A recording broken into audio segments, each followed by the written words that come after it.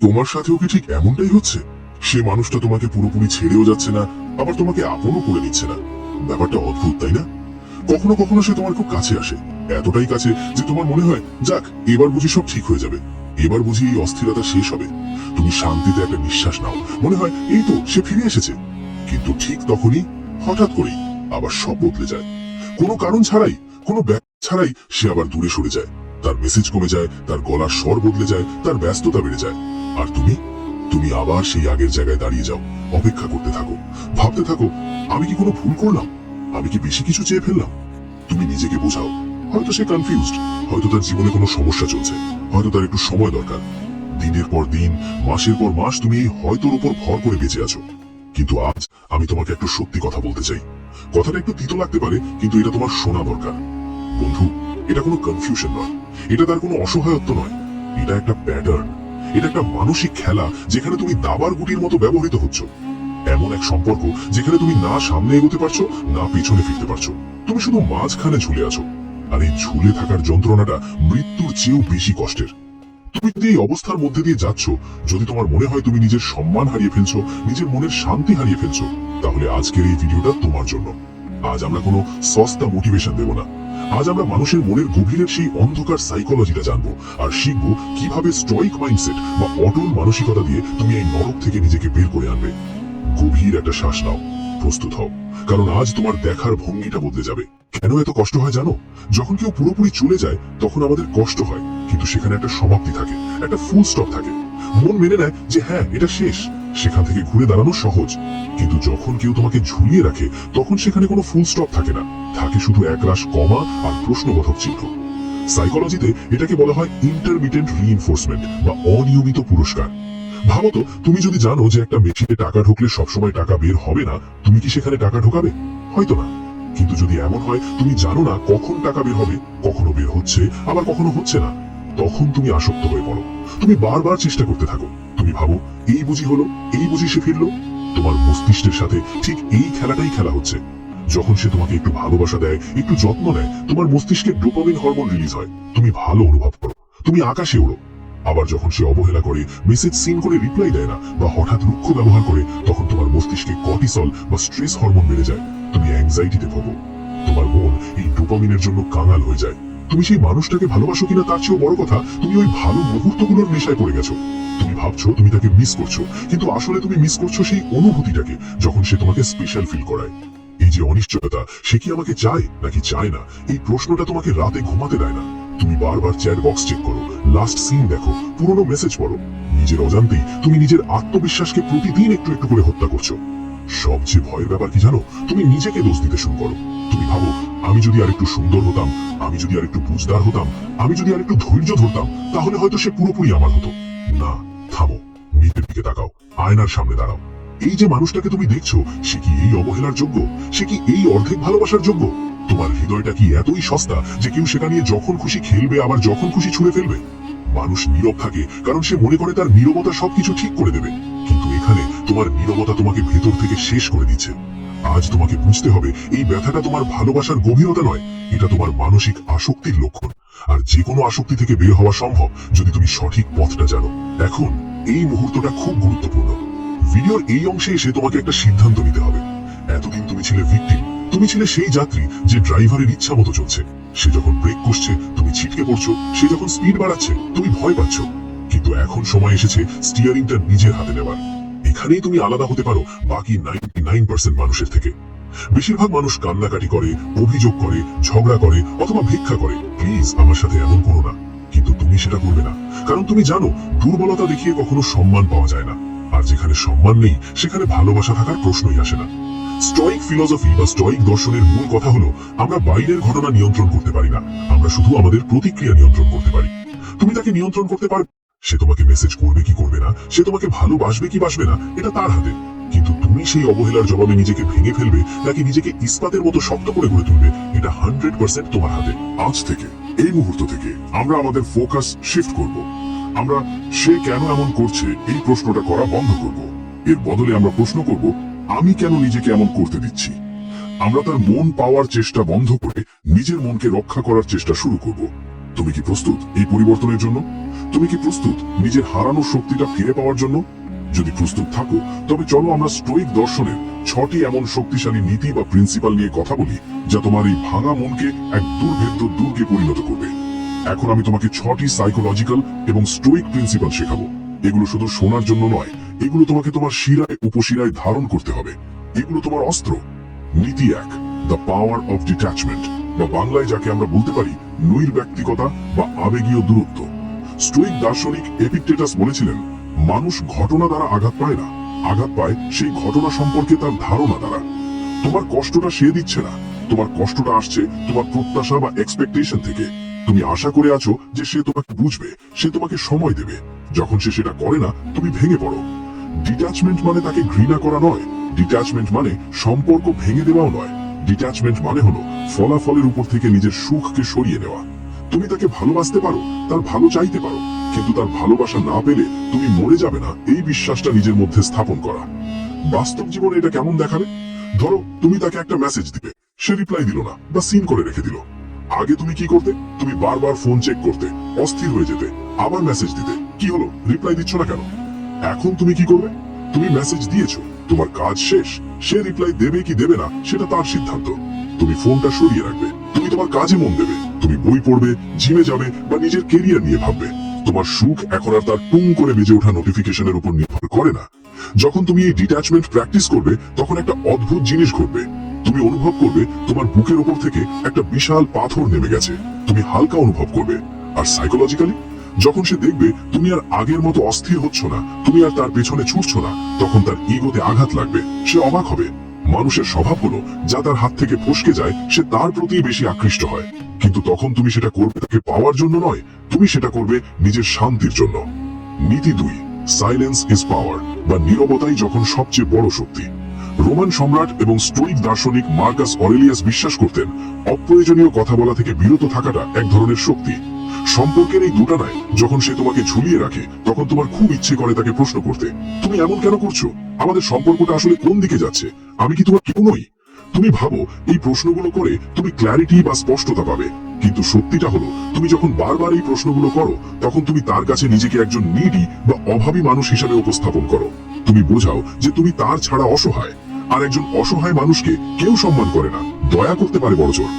আজ থেকে এই নীতিটি প্রয়োগ করো, ব্যাখ্যা চাওয়া বন্ধ করো। তার আচরণের উত্তর নিজের নীরবতা দিয়ে দাও। সে যদি 3 দিন খবর না নেয়, তুমি 4র্থ দিনে গিয়ে জিজ্ঞেস করবে না কেন খবর নাওনি। তুমি শুধু নিজের জীবনে ব্যস্ত থাকবে। তুমি তাকে বুঝতে দেবে যে তোমার জীবনে তার উপস্থিতিটা সুন্দর কিন্তু অপরিহার্য নয়। যখন তুমি অভিযোগ করা বন্ধ করে দেবে, যখন তুমি ঝগড়া করা বন্ধ করে দেবে এবং শান্ত হয়ে যাবে, তখন তোমার সেই নীরবতা তাকে চিৎকার করে অনেক কিছু বলবে। সে ভাববে, সে কি আমাকে ভুলে যাচ্ছে? সে কি অন্য কাউকে পেয়ে গেছে? সে এত শান্ত কেন? তোমার এই রহস্যময় নীরবতা তোমার ভ্যালু বা মূল্য বাড়িয়ে দেবে। মনে রেখো, শব্দ দিয়ে তর্ক জেতা যায়, কিন্তু নীরবতা দিয়ে মানুষের মন এবং নিজের সম্মান দুটোই রক্ষা করা যায়। আমরা আগের অংশে 2টি নীতি নিয়ে কথা বলেছিলাম, ডিট্যাচমেন্ট এবং সাইলেন্স। এখন আসছি বাকি 4টি নীতিতে। এগুলো আরো গভীরে কাজ করবে।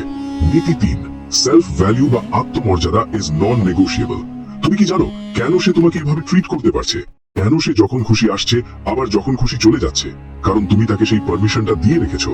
তোমার বাউন্ডারি নেই, তোমার কোনো গেট নেই। সে যখন খুশি তোমার মনের দরজা দিয়ে ঢুকছে, আবার বের হচ্ছে। স্টোইক ফিলোসোফার সেনেকা বলেছিলেন, আমরা জীবনকে ছোট পাই না, আমরাই সেটা নষ্ট করি। তুমি তোমার মূল্যবান সময়, তোমার আবেগ, তোমার চোখের জল নষ্ট করছো এমন একজনের জন্য যে তোমার মূল্য বোঝে না। তুমি হয়তো ভাবছো, আমি তাকে এত ভালোবাসি, সে কেন বোঝে না? সত্যিটা হলো, মানুষ সেটাকেই মূল্যবান মনে করে যেটা অর্জন করতে তাকে কষ্ট করতে হয়। যে সোনা রাস্তায় পড়ে থাকে, মানুষ সেটা কুড়িয়ে নেয় না, লাথি মারে। কিন্তু যে সোনা খনির গভীরে থাকে, মানুষ তার জন্য জীবন বাজি রাখে। আজ থেকে নিজেকে সহজলভ্য করা বন্ধ করো। সে মেসেজ দিলেই সাথে সাথে রিপ্লাই দেবে না, সে কল করলেই সব কাজ ফেলে রিসিভ করবে না। সে যদি তোমার সাথে দেখা করতে চায়, তুমি তোমার শিডিউল চেক করবে। তুমি তার জন্য সব বাদ দেবে না। তোমার জীবনটা তোমার কাছে সবচেয়ে গুরুত্বপূর্ণ প্রজেক্ট। তাকে তোমার জীবনের একটা অংশ হতে দাও, পুরো জীবন নয়। যখন তুমি নিজেকে প্রায়োরিটি দেবে, তখন সেও তোমাকে সম্মান করতে বাধ্য হবে। আর যদি সে সম্মান না করে চলে যায়, তাহলে বুঝে নিও সে তোমার যোগ্য ছিল না। আবর্জনা নিজে থেকেই সরে গেছে। নীতি 4, ইমোশনাল ডিসিপ্লিন বা আবেগের শৃঙ্খলা। Emotional discipline. তোমার কি মনে হয়, রাগ দেখানো বা কান্নাকাটি করা মানে ভালোবাসা প্রকাশ করা? না, স্টোইক দর্শনে এটাকে বলা হয় আবেগের দাসত্ব। মার্কাস অরেলিয়াস সবসময় বলতেন, নিজের মনের দুর্গকে রক্ষা করো। যখন সে তোমাকে ইগনোর করে তোমার খুব কষ্ট হয়, তাই না? তোমার মনে হয় চিৎকার করে কাঁদি বা তাকে ফোন করে গালাগালি করি। কিন্তু থামো, গভীর একটা শ্বাস নাও। তোমার এই আবেগটা তোমার শত্রু হতে পারে। যখন তুমি আবেগের বশে কোনো মেসেজ পাঠাও বা কোনো কথা বলো, পরে তুমি লজ্জিত হও, তুমি ছোট হও। ইমোশনাল ডিসিপ্লিন মানে হলো কষ্ট পাওয়া সত্ত্বেও শান্ত থাকা। ভেতরে ঝড় বয়ে যাচ্ছে, কিন্তু বাইরে তুমি পুকুরের জলের মতো স্থির। সে তোমাকে রাগানোর চেষ্টা করতে পারে, সে তোমাকে জেলাস ফিল করানোর চেষ্টা করতে পারে, কিন্তু তুমি রিয়াক্ট করবে না। তুমি শুধু দেখবে, তুমি অবজার্ভ করবে। তুমি ভাববে, ও সে এটা করছে, আচ্ছা ঠিক আছে, বাস এটুকুই। যখন তুমি তার দেওয়া টোপ গিলে ফেলবে না, যখন তুমি তার খেলায় অংশ নেবে না, তখন সে কনফিউজড হয়ে যাবে। সে ভাববে, আমার অস্ত্র কাজ করছে না কেন? সে কেন কাঁদছে না? সে কেন রাগছে না? তোমার এই নির্লিপ্ততা তোমার শক্তি। এটা তোমাকে তার উপর মানসিকভাবে বিজয়ী করে দেবে। নীতি 5, ইনার পিস ওভার কন্ট্রোল। আমরা প্রায়ই একটা ভুল করি। আমরা ভাবি, যদি আমি তাকে বোঝাতে পারি, যদি আমি তাকে একটু খুশি রাখতে পারি, তাহলে সে আমার হয়ে যাবে। আমরা পরিস্থিতি কন্ট্রোল করতে চাই। আমরা ভাবি, যদি আমি আরেকটু ভালো ব্যবহার করি, সে হয়তো আর দূরে যাবে না। কিন্তু স্টোইকরা বিশ্বাস করেন, বাইরের পৃথিবীর কিছুই আমাদের নিয়ন্ত্রণে নেই। তুমি আবহাওয়া নিয়ন্ত্রণ করতে পারবে না, তুমি ট্রাফিক জ্যাম নিয়ন্ত্রণ করতে পারবে না, তুমি অন্য মানুষের মনও নিয়ন্ত্রণ করতে পারবে না। তুমি শুধু নিজের মনের শান্তি নিয়ন্ত্রণ করতে পারো। আজ থেকে এই মন্ত্রটা জপ করো, আমি তাকে ধরে রাখার চেষ্টা করব না, আমি তাকে ছেড়ে দেওয়ার ভয়ও পাবো না। যে থাকার সে থাকবে, যে যাওয়ার সে যাবে। তুমি জোর করে কাউকে নিজের করে রাখতে পারবে না। আর যদি রাখতেও পারো, সেটা ভালোবাসা হবে না, সেটা হবে বন্দিত্ব। তোমার ফোকাস হওয়া উচিত নিজের ইনার পিস বা মানসিক শান্তির উপর। তুমি নিজেকে প্রশ্ন করো, এই সম্পর্কটা কি আমাকে শান্তি দিচ্ছে নাকি অশান্তি? যদি উত্তর অশান্তি হয়, তবে সেই অশান্তি আঁকড়ে ধরে রাখার কোনো মানে নেই। তুমি একা থাকতে শেখো, নিজের সঙ্গ উপভোগ করতে শেখো। যে মানুষ নিজের সাথে সুখী, তাকে কেউ দুঃখী করতে পারে না। নীতি 6, মোমেন্টো মরি বা মৃত্যুর স্মরণ। এটা শুনতে একটু ভয়ঙ্কর লাগতে পারে, কিন্তু এটা স্টোইক দর্শনের সবচেয়ে শক্তিশালী টুল। মোমেন্টো মরি মানে হলো, মনে রেখো তুমি একদিন মারা যাবে। তোমার জীবনটা সীমিত, তোমার সময় সীমিত। আজ, এখনই, এই মুহূর্তটা শেষ হয়ে যেতে পারে। তুমি কি সত্যি তোমার এই ছোট্ট জীবনটা এমন কারো পেছনে নষ্ট করতে চাও যে তোমাকে অর্ধেক চায়? তুমি কি তোমার জীবনের সেরা সময়গুলো অপেক্ষা করে কাটাতে চাও? তুমি কি তোমার যৌবন, তোমার স্বপ্ন, তোমার সম্ভাবনা সবকিছু বিসর্জন দিতে চাও এমন এক অনিশ্চয়তার জন্য? ভেবে দেখো, 5 বছর পর তুমি আজকের দিনটার কথা মনে করবে। তুমি কি তখন আফসোস করবে না? তুমি কি ভাববে না, কেন আমি তখন সরে আসিনি, কেন আমি নিজেকে ভালোবাসিনি? মৃত্যুর কথা মনে রাখলে জীবনের তুচ্ছ সমস্যাগুলো অর্থহীন হয়ে যায়। তখন তোমার মনে হবে, ধুর, এই নাটক আমার সহ্য করার সময় নেই, আমার জীবনটা এর চেয়ে অনেক বড়। এই চিন্তাধারা তোমাকে সাহস দেবে, তোমাকে সিদ্ধান্ত নিতে সাহায্য করবে। তুমি বুঝবে তোমার জীবনের প্রতিটি সেকেন্ড মূল্যবান, আর সেই সেকেন্ডগুলো এমন কাউকে দেওয়া উচিত নয় যে তার মূল্য বোঝে না। এখন এসো একটু গভীরে যাই। কেন আমি তোমাকে এই কথাগুলো বলছি? কেন আমি বলছি চেজ করা বন্ধ করো? কারণ চেজিং বা কারো পেছনে ছোটা, এটা ইকোনমিক্সের ডিমান্ড সাপ্লাই বা চাহিদা যোগানের মতো কাজ করে। যখন বাজারে কোনো জিনিসের সাপ্লাই বা যোগান বেড়ে যায়, তখন তার দাম কমে যায়। আর যখন কোনো জিনিসের সাপ্লাই কমে যায়, তখন তার দাম বেড়ে যায়।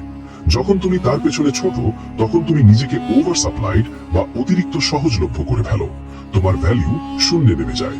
সে জানে যে ও তো আছেই, ও কোথায় যাবে, আমি ওকে যেমন খুশি ব্যবহার করতে পারি। এই নিশ্চয়তাটাই তার আগ্রহ মেরে ফেলে। কিন্তু যখন তুমি সরছ, যখন তোমার অ্যাবসেন্স বা অনুপস্থিতি তৈরি হয়, তখন কি ঘটে? তখন সে তোমার অভাব অনুভব করে। তখন তার মনে হয়, আরে ও কোথায় গেল, ও কি আর আমাকে চায় না? মানুষ তখনই কোনো কিছুর কদর করে যখন সে সেটা হারানোর ভয় পায়। তোমার অনুপস্থিতি তাকে ভাবাবে, তাকে মিস করাবে, তাকে বুঝতে দেবে তুমি তার জীবনের একটা অপশন নও, তুমি ছিলে একটা প্রিভিলেজ বা বিশেষ সুযোগ, আর সেই সুযোগটা সে হারিয়েছে। তবে মনে রেখো, তুমি এটা তাকে শিক্ষা দেওয়ার জন্য করছো না, তুমি এটা করছো নিজের আত্মসম্মান পুনরুদ্ধার করার জন্য। তুমি সরে আসছো কারণ তুমি বুঝে গেছো তুমি ভিক্ষুক নও, তুমি রাজা বা রানী। আর রাজা রানীরা কখনো ভালোবাসার জন্য হাত পাতে না। এতক্ষণ আমরা অনেক গভীর কথা বলেছি, অনেক সাইকোলজি, অনেক ফিলোসফি, কিন্তু এখন প্রশ্ন হলো, তুমি আসলে কে? তুমি কি সেই মানুষটা যে মেসেজের অপেক্ষায় ঘন্টার পর ঘন্টা স্ক্রিনের দিক তাকিয়ে থাকে, নাকি তুমি সেই মানুষটা যার জীবনের একটা উদ্দেশ্য আছে, একটা ভিশন আছে? আজ থেকে নিজেকে আপগ্রেড করো, তোমার আইডেন্টিটি বা পরিচয় বদলাও। তুমি আর ভিকটিম নও, তুমি আর কারো দয়ার পাত্র নও, তুমি এখন একজন স্টয়িক, তুমি একজন যোদ্ধা। কিভাবে করবে এই আপগ্রেড? খুব সহজ, নিজের উপর ফোকাস করো। তোমার শরীর, তোমার মন, তোমার কেরিয়ার, তোমার শখ, সবকিছুর যত্ন নাও। জিমে যাও, বই পড়ো, নতুন কোনো স্কিল শেখো, সোলো ট্রাভেল করো। নিজেকে এমন ভাবে গড়ে তোলো যেন আয়নায় তাকালে নিজের প্রেমে পড়ে যাও। যখন তুমি নিজের জীবনের মান বাড়াবে, তখন তোমার ভাইব্রেশন বা শক্তি বদলে যাবে। তোমার চারপাশের মানুষ অনুভব করবে এই মানুষটার মধ্যে কিছু একটা আছে। সে তখন অবাক হয়ে দেখবে তুমি আর তার জন্য বসে নেই, তুমি এগিয়ে যাচ্ছ। আর বিশ্বাস করো, নিজের উন্নতি হলো সেরা প্রতিশোধ। প্রতিশোধ মানে তাকে কষ্ট দেওয়া নয়, প্রতিশোধ মানে হলো সে তোমাকে ছাড়া কতটা মিস করছে সেটা তাকে বুঝতে দেওয়া।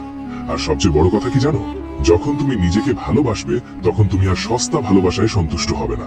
তুমি তখন বুঝবে, আমি তো হিরে, আমি কেন কাঁচের টুকরোর জন্য কাঁদছি। তোমার স্ট্যান্ডার্ড বেড়ে যাবে, তুমি আর যে সে ব্যবহারে খুশি হবে না।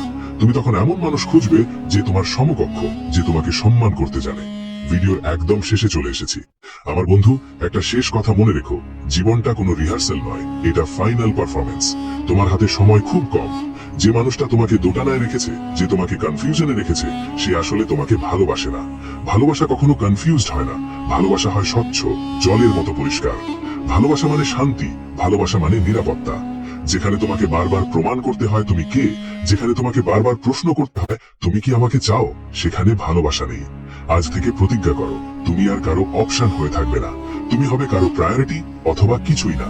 মাঝখানের এই ধূসর এলাকা বা গ্রে এরিয়া, এটা তোমার জায়গা নয়। তোমার মূল্য বা ভ্যালু অন্য কেউ নির্ধারণ করবে না। তোমার মূল্য তুমি নিজে নির্ধারণ করবে, এবং সেই মূল্যটা হবে আকাশ ছোঁয়া। সে যদি সেই মূল্য দিতে না পারে, তবে সেটা তার দুর্ভাগ্য, তোমার নয়। তুমি একা নও, তোমার ভেতরে অসীম শক্তি আছে। তোমার ভেতরে সেই আগুন আছে যা যে কোনো অন্ধকারকে জ্বালিয়ে দিতে পারে। শুধু একবার নিজের দিকে তাকাও, একবার নিজের কাঁধে হাত রাখো এবং বলো, আমি যথেষ্ট, আমি সম্পূর্ণ। শান্ত থাকো, শক্তিশালী থাকো, এবং মনে রেখো, তুমি যা ডিজার্ভ করো তার চেয়ে কম কিছুতে আপোষ করবে না। তোমার এই যাত্রাটা সহজ হবে না, আমি জানি। মাঝে মধ্যে তোমার মনে হবে ফিরে যাই, মাঝে মধ্যে তোমার খুব কষ্ট হবে, কিন্তু সেই মুহূর্তে মনে রেখো, আমরা তোমার সাথে আছি। যদি এই ভিডিওটা তোমার হৃদয়ে একটুও নাড়া দিয়ে থাকে, যদি তোমার মনে হয় যে হ্যাঁ, এটাই আমার দরকার ছিল, তাহলে আমাদের এই ছোট্ট পরিবারের অংশ হতে পারো।